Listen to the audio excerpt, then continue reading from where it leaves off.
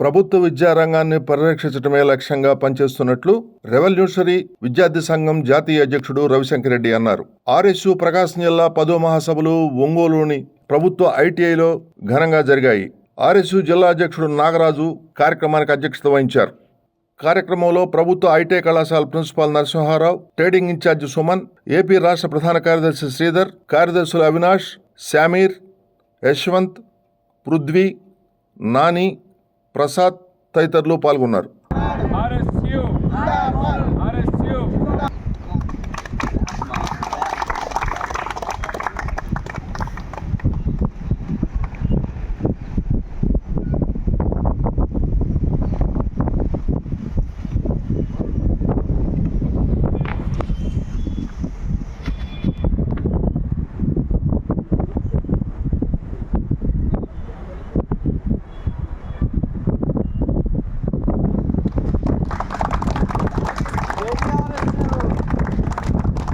ఇది ప్రభుత్వం కూడా ఒక బాధ్యతగా తీసుకోగలిగితే కళాశాల నిర్వహించేటువంటి యాజమాన్యం కూడా చాలా ఇంట్రెస్ట్ఫుల్గా చేస్తారు ఏ పనైనా.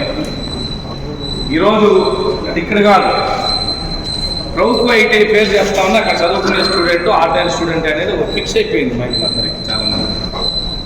అది తప్పదు.